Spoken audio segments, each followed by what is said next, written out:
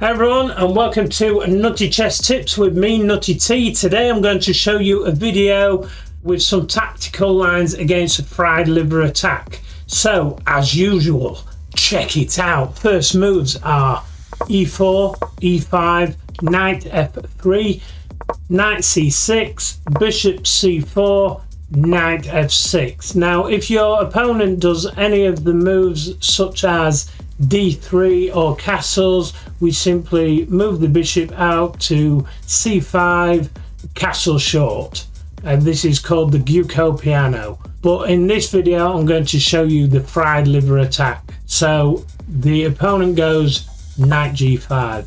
Now I just recommend d5, they take. I recommend playing knight d4. I just love this move and I play it a lot over the board.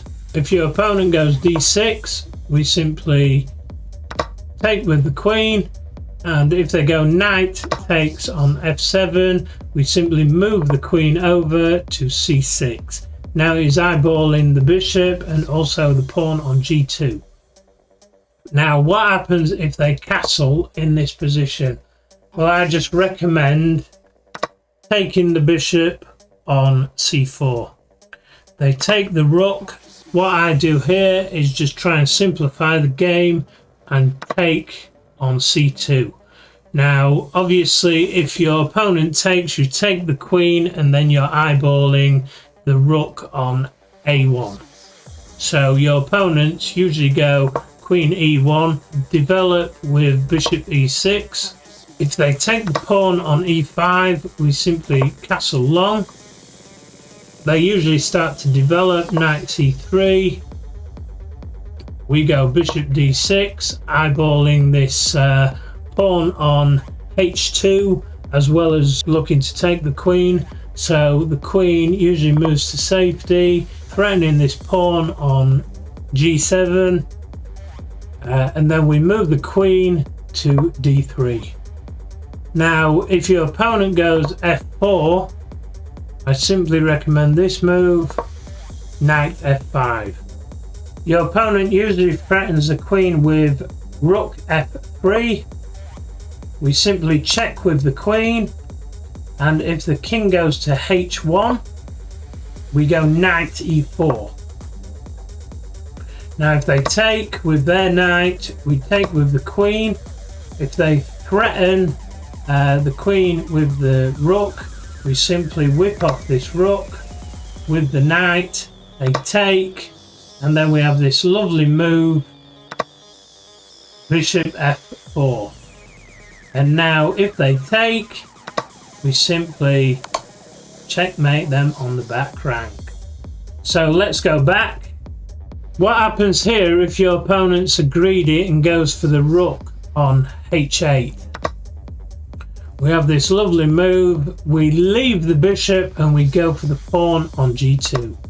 Your opponent's rook goes to safety on f1, then we go nice little check on e4 with the queen. If they protect with the bishop, we simply have this lovely move, boom, checkmate. So let's go back. So what happens here if instead of the knight, bishop takes? Your king can go to any of these three spaces. I just recommend going to e7 because the other spaces can lead you into a bit of bother. So I just recommend this move. Your opponents usually go bishop b3. We simply whip it off with the knight and they take with the a pawn. Now they have double pawns. We go h6, attacking this knight. They have two spaces to go.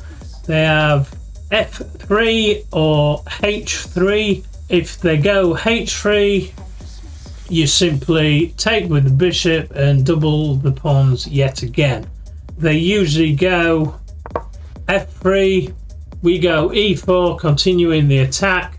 And the best move here is actually g1 with the knight. But if you look at this move, you can see it just None of their pieces are developed.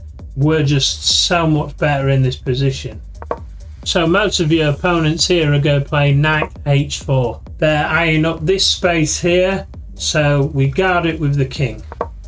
Our next move is looking to push this pawn. So obviously your opponent tries freeing up some space.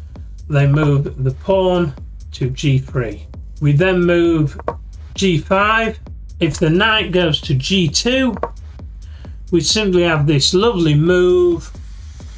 Ooh, bishop g4, and look at this. They can't protect it. If they try with the pawn, we simply take the pawn with the bishop. They have to take, and then we simply take the queen with the pawn. So I hope you like this video. Let me know what you think in the comments below, and it's nice.